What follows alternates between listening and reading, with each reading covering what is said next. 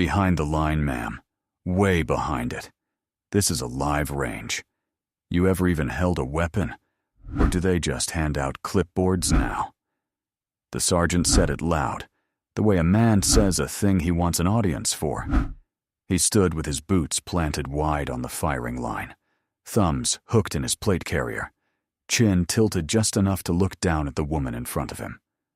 Around him, a relay of young soldiers grinned the way young soldiers do when one of their own decides to put on a show. The afternoon was hot and bright over the live fire range, the impact area shimmering in the heat, the red range flags snapping on their poles. Brass winked in the gravel. Behind the line, up on its tall wooden legs, the range control tower threw a long shadow across the trucks. Sergeant Cole Brandt was 24 years old, and he ran this relay, and he had decided, somewhere in the last 10 minutes, that the civilian woman with the lanyard and the clipboard was the funniest thing on his range. The woman did not argue. She did not look up. She moved exactly as far back as he had pointed, and not 1 inch more, and then she went back to writing on her clipboard, her pen moving in small, even strokes.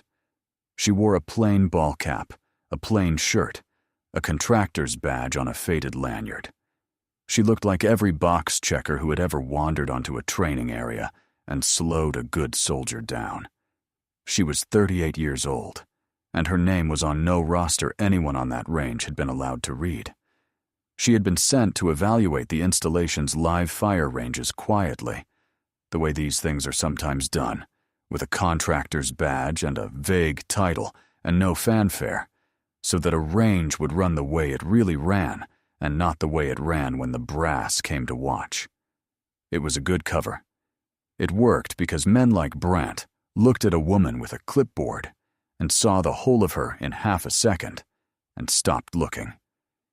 She had spent a career learning that the people who stopped looking at you first were the people you had the least to fear from and the most to teach. Range Karen's taking notes, Specialist Garrett Lowe said, and lifted his phone, filming a few seconds for whatever group chat would find it funny later. The relay laughed. Lowe was 21, and Brandt's shadow, and the two of them together were louder than either of them alone. The woman wrote one more line. She did not seem to hear them at all. Up on the steps of the tower, Master Sergeant Heath Sandoval watched the whole thing over the top of his range log. Sandoval was 44 and had been running ranges since before either of those two could tie a boot, and he had seen 1,000 contractors and 1,000 cocky team leaders, and he knew exactly how that scene was supposed to go. The contractor was supposed to bristle, or flush, or threaten to write somebody up, and Brandt was supposed to win, the way the loud always win those small, ugly contests. That was not what Sandoval saw. He saw a woman who, when a man crowded into her space, did not step back so much as resettle, weight balanced, hands loose, eyes already moving across the lanes, across the tower, across the ammunition and pyrotechnic point, staged off to the side. He saw a person counting exits in a place she had been for 20 minutes. He saw stillness, and stillness was a thing Sandoval had learned to respect, because in his experience, the people who held that kind of quiet had usually earned it somewhere loud. "Huh," he said, to nobody. A young range control soldier, Private First Class Nico Bell, came jogging up from the trucks with a folder of paperwork, 19 years old, and eager and sweating through his uniform. He took the tower steps 2 at a time, past Sandoval, and as he passed, Sandoval's eyes followed him up, to the deck where a generator sat humming, and beside it, too close beside it, a stack of pyrotechnic cans and a propane bottle leaning against the dry wooden rail. Down on the line, Brandt turned back to his relay, satisfied. He had put the civilian in her place, and his men had laughed, and the sun was out, and the range was his. Behind him, the woman wrote one more line on her clipboard. Then she underlined it. Then she underlined it again. Sandoval, watching her do it, found that he was frowning, and did not entirely know why. He came down the steps slowly. He had a range to run and a timeline to hold, and 200 rounds per soldier to burn before the light went, and none of that explained why his attention kept drifting back to the quiet woman behind the firing line, the one who had been told to stand down and had simply, obediently, gone exactly where she was told, and somehow looked, from the back, like the only person on the entire range who was actually in charge of anything. He told himself it was nothing. He had a range to run. But he kept her in the corner of his eye, the way you keep a weather front in the corner of your eye, the way you watch a sky that has not done anything yet. The relay went hot again. Rifles cracked down the lanes, the sound flat and hard across the open ground, and the smell of powder rolled back over the line on the wind. Brant strode his line like a young king, calling corrections, slapping shoulders, performing competence for an audience that already belonged to him. And the woman with the clipboard watched the range flags and watched the generator on the tower and waited, the way patient people wait, for the afternoon to show her what it was going to become. It did not take long. It started, as these things do, with a rifle that would not fire. 3 lanes down, a young private's weapon double-fed on his second magazine, and the boy did what frightened boys do. He froze with the rifle half up, the muzzle drifting off the line as he turned to look for help, his finger still inside the trigger guard. For one long second, the barrel swept across the lane beside him, and the soldier there flinched back, and Brant's head snapped around, and he started to shout. He did not get the chance. The woman was already there. Nobody quite saw her cross the distance. One moment she was behind the line with her clipboard. The next, she was at the private's shoulder. One calm hand flat on the top of the rifle, easing the muzzle back downrange, her body angled to put herself between the weapon and the lane. She did not snatch it. She did not yell. She locked the bolt to the rear, plucked the fouled round free between 2 fingers, turned the safety, and set the rifle gently on the bench. And the whole sequence took perhaps 4 seconds, performed with the unthinking economy of a person who had done it 10,000 times, in places where doing it slowly got people killed. "Breathe," she told the boy quietly. "Muzzle's the only thing that matters. Everything else we can fix. You're fine." The private stared at her, white-faced, and nodded. Sandoval, 20 feet away, had stopped walking. The woman glanced once at the range flags, at the way the mirage boiled over the 200-meter line, and said something under her breath. A wind call, a correction, half to herself. A moment later, the tower keyed up and called the exact same hold to the line. Sandoval heard both. He heard the woman say it first. There was a particular quality to how she had done it that a trained eye could not miss. She had not lunged. She had not grabbed. She had arrived at the exact speed the situation required, and no faster, and her hands had known the rifle in the dark of muscle memory, finding the bolt and the safety and the chamber, without her eyes ever leaving the frightened boy's face. It was the difference between a person who had qualified on a weapon and a person who had lived behind one, and Sandoval had seen enough of both in his life to tell them apart at a glance. Brant arrived a beat too late and found the malfunction already cleared and his line already calm, and the only thing left for him to do was be embarrassed about it. So he did what embarrassed young men do. He made it a joke. "Well, look at that," he said, loud, for Lowe and the squad. "Muscle memory. You pick that up from the video games, ma'am? YouTube?" "Maybe she dates a shooter," Lowe offered. The squad laughed. The woman straightened, unhurried, and looked at Brant. Not a glare, not a challenge, just a long, level, patient look, the kind of look that costs the person giving it nothing at all. Then she gave him a small nod, the smallest possible acknowledgement, and stepped back behind the line, and said nothing. That nothing landed harder than any answer could have. A few of the soldiers stopped laughing. Sandoval drifted over to her, casual, his thumbs in his belt, his voice easy. "That was clean," he said. "Where do you serve?" "I just check boxes, Master Sergeant," the woman said. But she said, "Master Sergeant." The way a person says it who knows precisely what the rank weighs, who has stood at the receiving end of that rank, and at the giving end of higher ones. And she read the diamond on his collar, without appearing to look at it. And she answered the question he had actually asked, the one underneath the words, with a courtesy that was its own kind of answer. "Boxes," Sandoval repeated.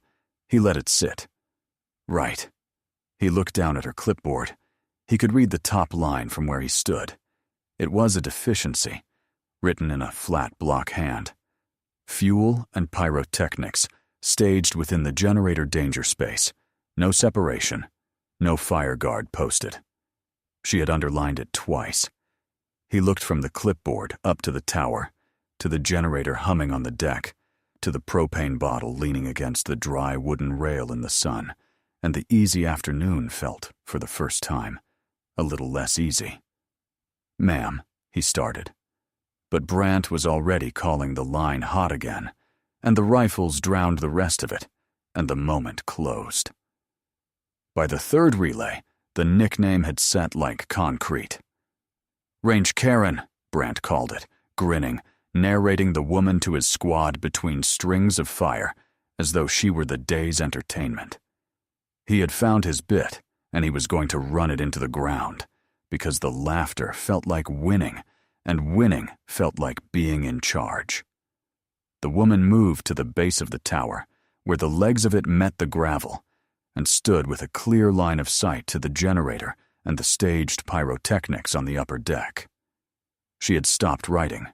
She was simply watching the deck now, the way a person watches a pot that is about to boil.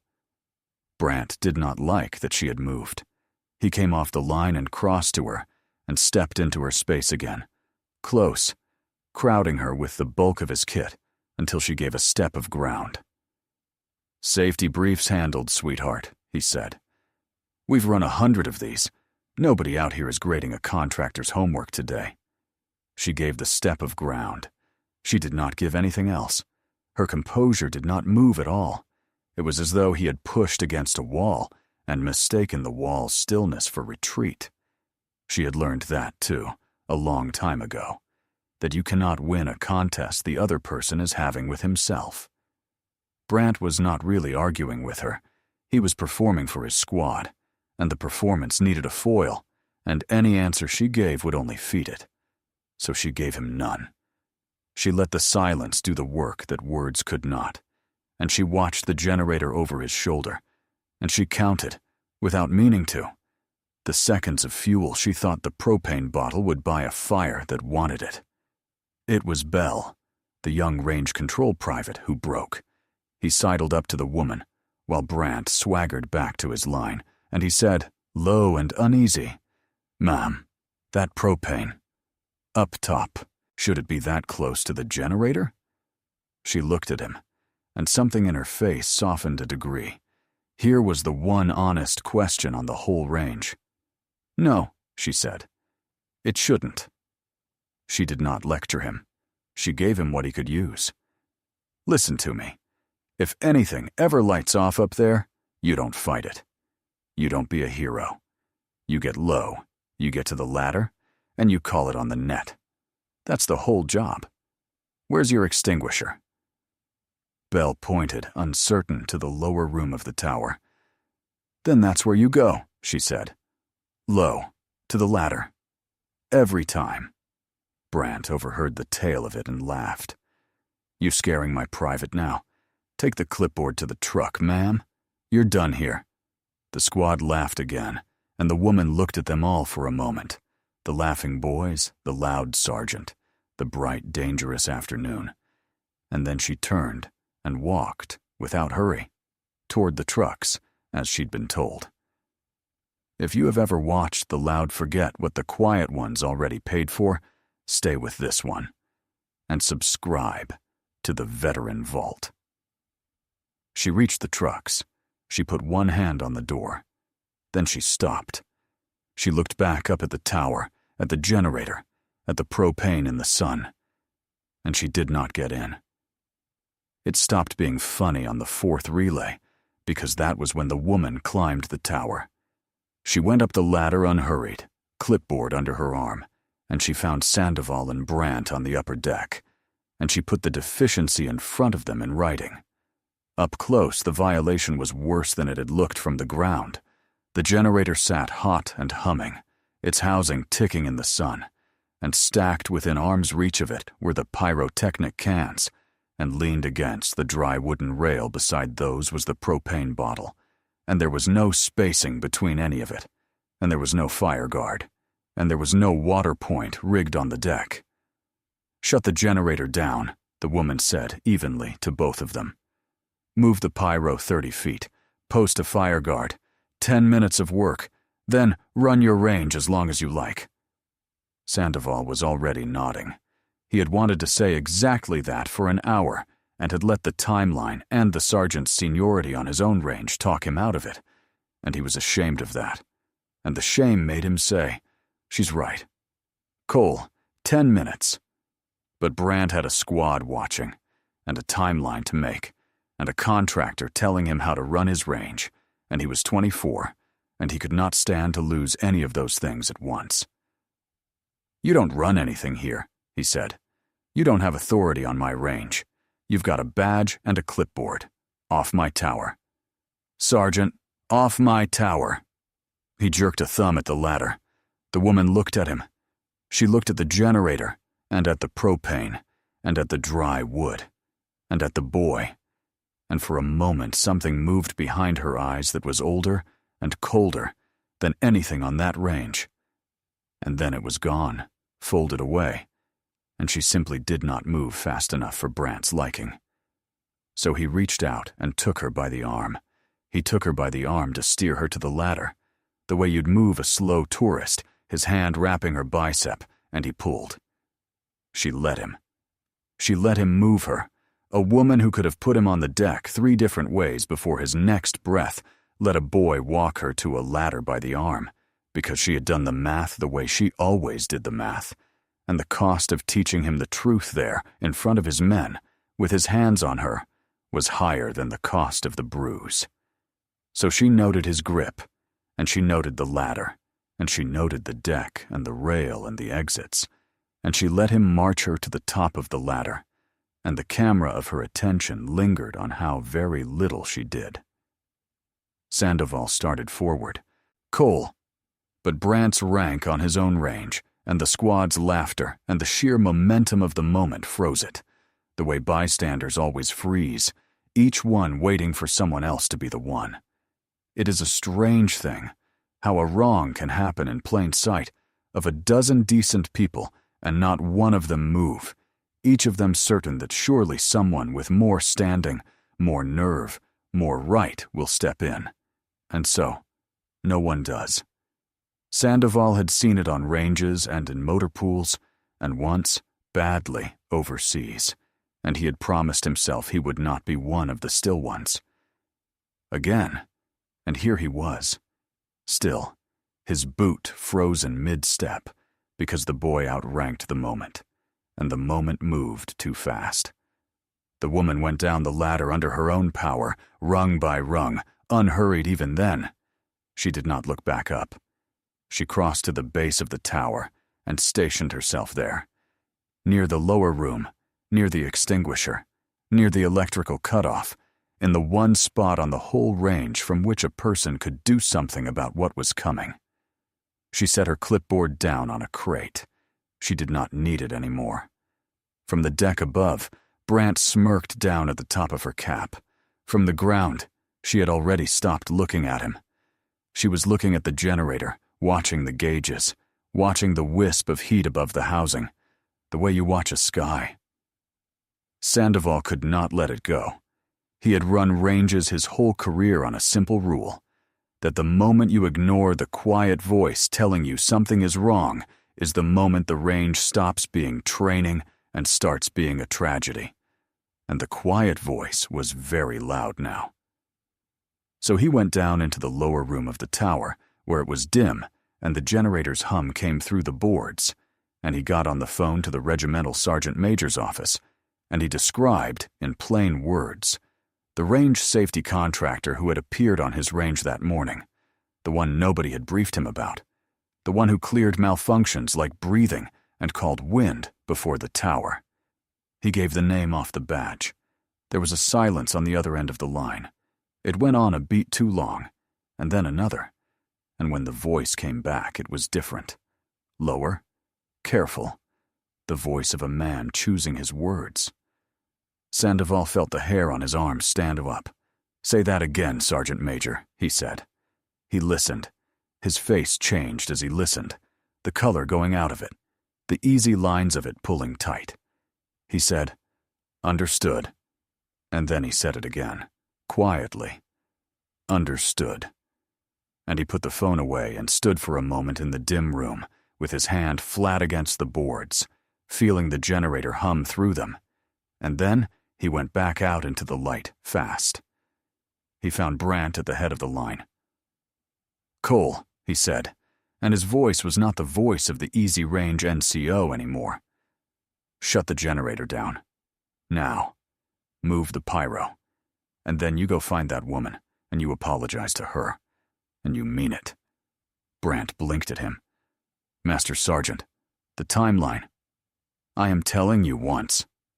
Sandoval got close, dropped his voice so the squad would not hear, and what he said next, he said with the weight of a man who had just been told something he could not unknow. "Son, you have no idea who that is. None. Fix your range. Apologize. Do it now." But Brandt heard it the way the young always hear the old, as softness, as caution, as the senior man losing his nerve. He had grabbed the woman's arm, and the sky had not fallen. He had nicknamed her and won the laugh. The contractor was a contractor. "It's handled, Master Sergeant," he said, and turned back to his line. The boy thought the threat on his range was the woman with the clipboard. The threat on his range was the generator he would not turn off, and the woman he had marched down the ladder was the only person within a mile who already knew it, who had known it for an hour, who was standing at this very moment at the base of his tower, with one eye on the gauges and the other on the ladder, because some people cannot stop reading a room even when the room has thrown them out of it. At the tower base, the woman crouched and spoke to Bell one more time. She walked him through it again. Low, to the ladder. Call it on the net. Do not fight it. And she reached into the lower room and moved the extinguisher out where a hand could find it without looking, and she shifted her own weight onto the balls of her feet and waited. What the boy in the pressed uniform did not know is what the next 10 minutes were about to teach him. Subscribe so you do not miss it. Up on the deck, the generator coughed. It surged, and the gauges jumped, and a thin ribbon of gray smoke curled up from the housing into the bright, still air. And on the whole busy range, the soldiers on the line, the sergeant strutting, the spotter in the tower, exactly one person turned toward it. She was a captain the night she earned the name, and she was 27 years old, and the mountains of eastern Afghanistan were so cold that the inside of her nose ached with every breath. The convoy was moving without lights along a ridge road, the engines low, the night vision turning the world to green grain and silver stars, and the radio in her ear carried the small, clipped traffic of a team that had done this 100 times. Sloane Merrick rode in the third vehicle.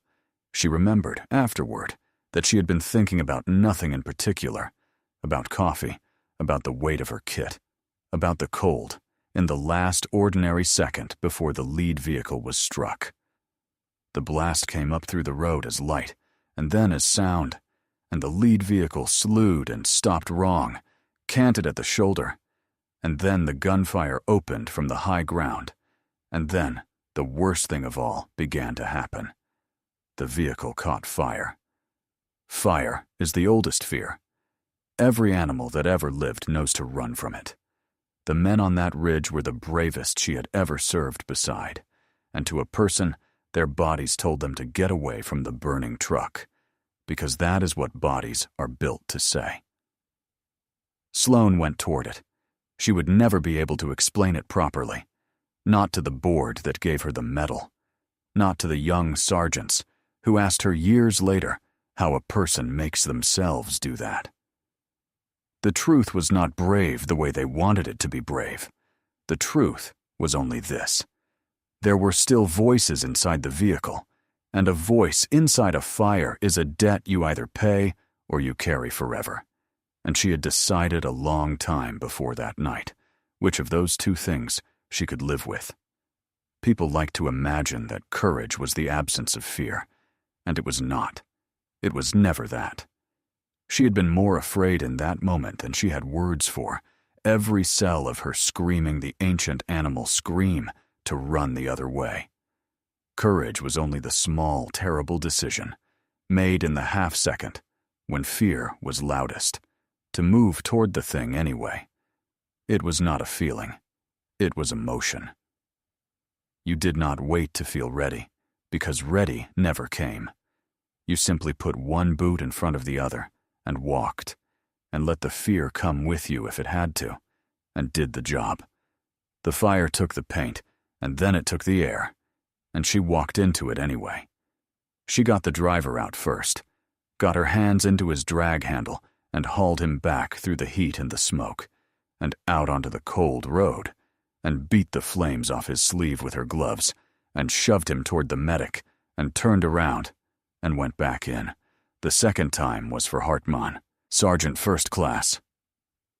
Diego Hartmann was pinned in the back, burned, half-conscious, and she got to him through smoke so thick she found him by feel and by the sound of him, and she freed him, and she dragged him out the way she had dragged the driver, and she got him to the casualty collection point, behind the rocks where the medic was already working. But the fire had taken too much of him. He died there, at the collection point, with his head in her lap and her hand pressed flat against the side of his face, in the cold, with the firefight still cracking overhead. And there had been nothing in all her training and nothing in all her strength that could change it. "You always," he managed, the words coming slow and thin, the ghost of a smile on a ruined face. "Run the wrong way, ma'am." "Only way I know," she told him. And he was gone. In the days after, when the action was written up and the award was drafted, it was the team that gave her the name. It came over the net first, half a joke and half something holy, the way the best call signs always do. The one who comes into the fire for the fallen, the one who carries them out. Valkyrie, it stuck.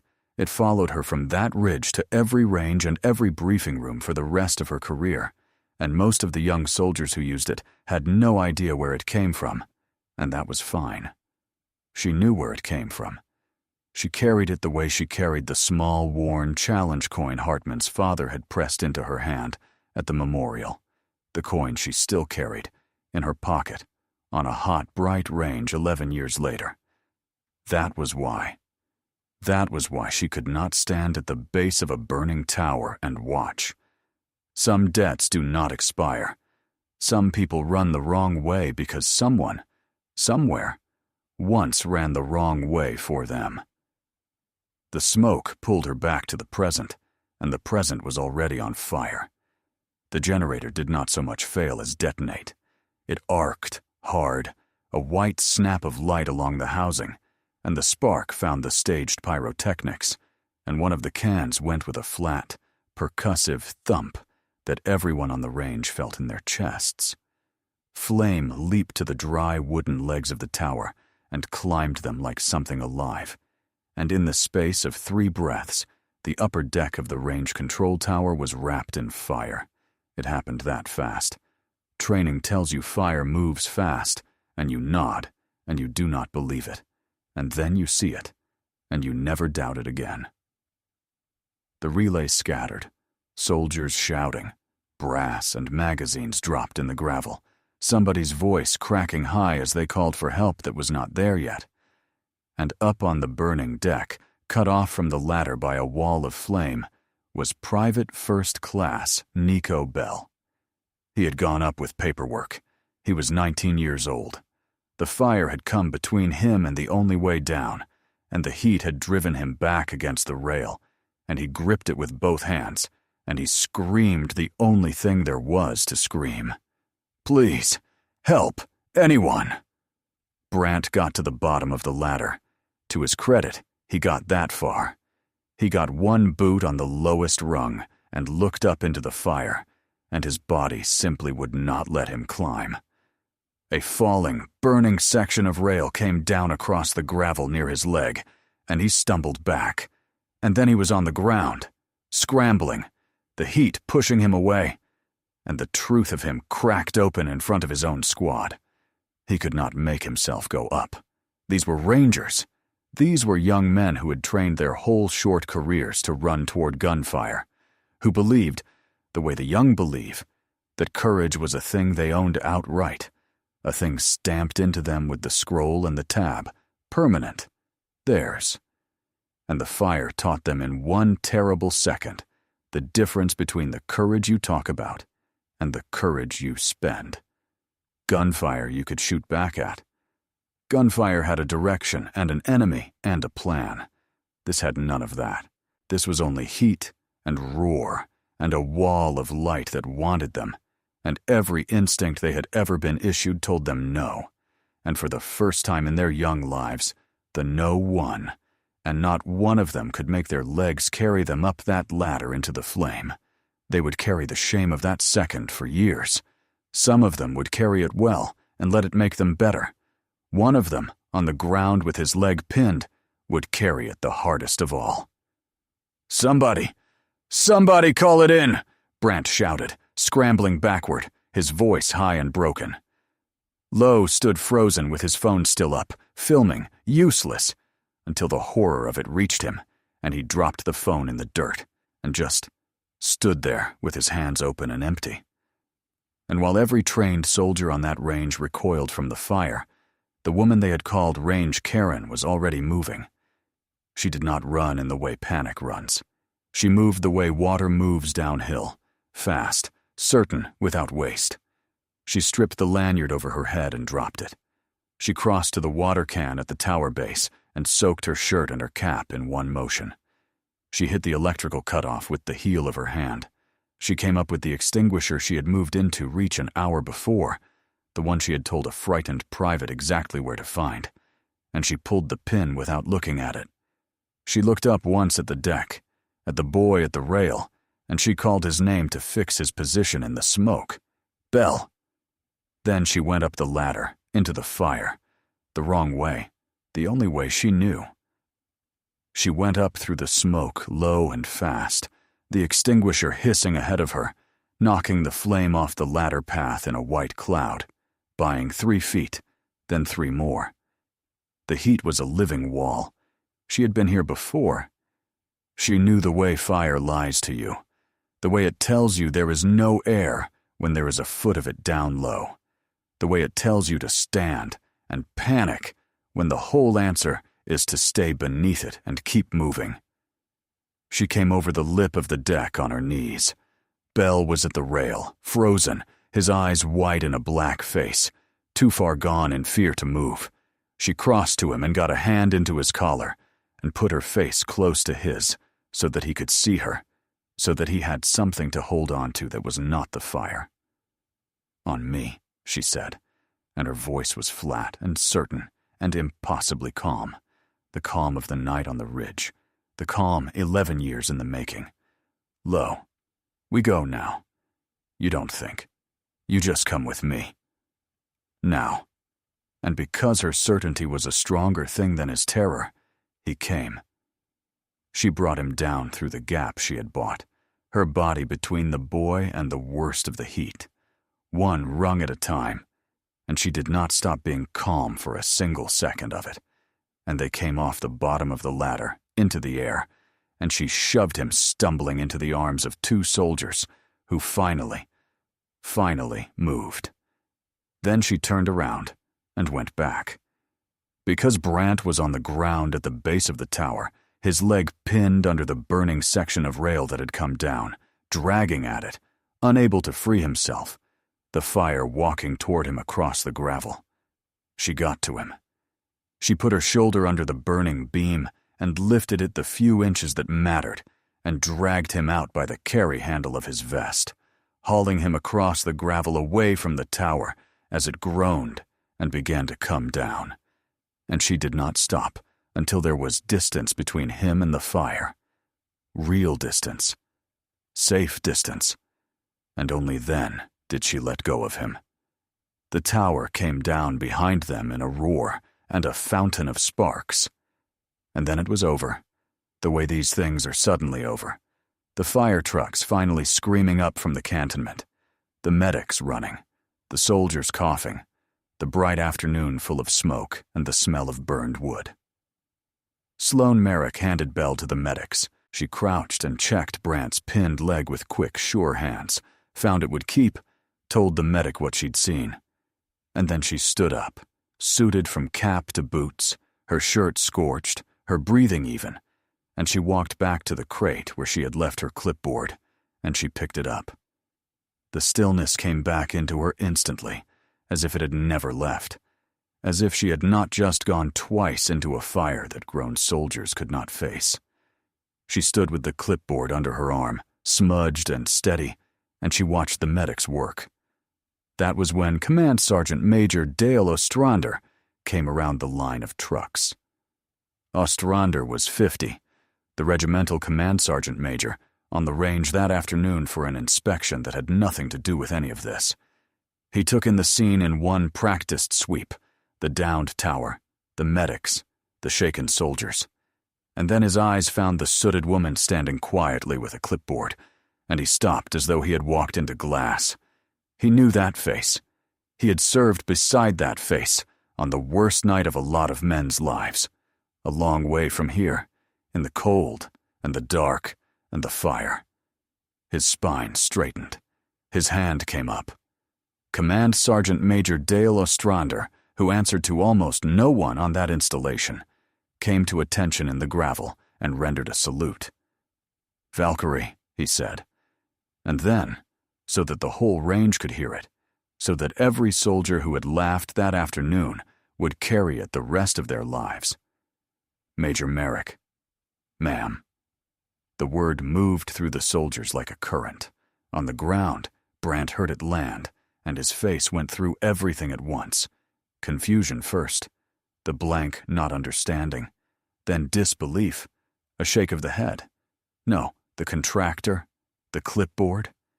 Then recognition, the pieces crashing together, the cleared malfunction, the wind call, the deficiency she'd written and he'd overruled, the arm he had grabbed.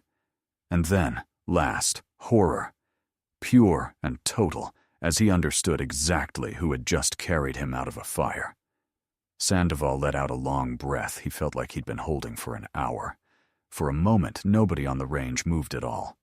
The word "major" hung in the smoke, impossible and undeniable, and you could watch it travel from soldier to soldier and rearrange each of them as it passed. The trainee whose rifle she had cleared, the boys who had laughed at Range Karen, the spotter in the tower who had echoed her wind call without knowing whose it was. Each of them ran the afternoon backward in his head and found, in every frame of it, a thing he had been too sure of himself to see. Ostrander turned to the soldiers, and he told them plainly what they were looking at. That she had worn the scroll of this regiment before most of them could spell it. That she had been selected to the unit, had served where they could not follow, had a silver star and a Purple Heart for a night she never spoke about, a night he had been on the other end of, a night she walked into a burning vehicle twice and came out the second time carrying a man who did not make it. That her call sign was Valkyrie because of what she did in fire, and they had just watched her do it, and they had called her Range Karen while she did. "She wore your scroll before you could spell it," Ostrander said to the soldiers, and his eyes went to Brant, still on the ground. "Stand up straight." All around the range, hands came up. The young soldiers who had laughed an hour before stood and saluted the sooted woman with the clipboard, and held it. It was not a thing anyone ordered.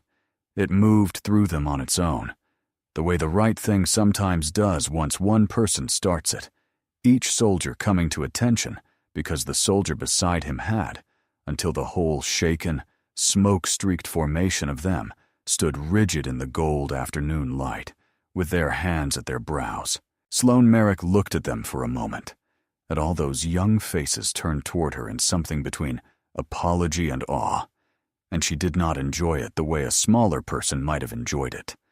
She had never wanted the room to freeze. She had only ever wanted the range run right, and the boy taught, and the people who could be saved. Saved.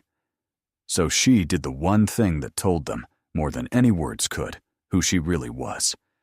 She came to attention herself, sooted and scorched, and she returned their salute, crisp, correct, unhurried. And then she dropped it, and picked her clipboard back up, because there was still, even now, a range to account for. And Brant, soot on his face, his leg aching where she had freed it, looked up at the woman whose arm he had grabbed an hour ago, the woman who had just walked into a fire and carried him out of it, and opened his mouth and found that there was not a single word in him anywhere. The reckoning came as it must, and it came from her own people and not from her. Ostrander did not let it slide, and he did not make it ugly. He simply laid it out, square and complete, in the after-action that began before the smoke had even cleared. The storage violation, staged in writing and ignored. The generator she had told them twice to shut down. The fire guard never posted. The contractor, the major, marched down a ladder by the arm because a boy could not stand to be corrected in front of his squad. And all of it, every bit of it, captured on Specialist Lowe's own phone, still lying face up in the gravel. Brant was relieved of the range where he sat. He would face a formal review, and so would Lowe, and the words, failure to maintain range safety, and conduct toward a senior officer, would follow them both for a long while. "She handed you the fix in writing," Ostrander said, standing over Brant, his voice level and terrible. 30 feet and 10 minutes. You handed her your arm instead. We are going to talk about that for a very long time, you and I. It was Sloane who stopped it from going further. When Ostrander asked her, formally, what she wanted done, and a major's wishes about the soldier who manhandled her carry weight, she was quiet for a moment, looking down at Brant, at the boy under the bravado, 24 years old, and shaking, and humiliated, and alive. "He ran a bad range," she said, "and he grabbed my arm. Both of those are true, and both of those matter." She paused. "He's 24, Sergeant Major. Don't end him. Teach him. Make him a range fire guard for a year. Every range, every detail, in the heat, in the cold. He'll learn exactly where the propane goes, and exactly how fast wood burns, and he will never, ever forget it. That's worth more to this regiment than his discharge." Ostrander looked at her a long moment, and then he nodded, because that was the difference between them and the boy, and always had been. Honor the ones who carry it in silence. Subscribe to the veteran vault, and let this story find the people who need it. Later, when the trucks had gone and the light was going long and gold across the burned ground, Brant found her at the range gate. He came up slow, hat in his hands, his uniform smelling of smoke, and he stood in front of her, the way a man stands in front of a debt he cannot pay. For a moment he could not get it out. Then he did. "Ma'am," he said, "I'm sorry. Not because of who you are. I'd owe you the apology if you were exactly the contractor I thought you were. I was wrong before I knew anything. I'm sorry." She looked at him, and the hardness she could have kept was not there. "That," she said, "is the first thing you've gotten right all day. Hold on to how that feels." He nodded. He swallowed. And then he asked the question that had been eating him since the tower came down, the question the young always ask the ones who go the wrong way. Why'd you go up? We're rangers. We froze.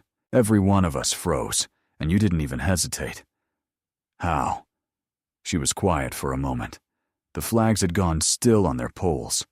Somewhere, a long way, off a single bird called over the empty range. Because somebody went up for me once, she said. A long time ago. He didn't make it back out. After that, you pay it forward or you carry it forever, Sergeant. I made my choice on a cold night a long way from here. Today you got to see what it costs and what it's worth. Most people never do.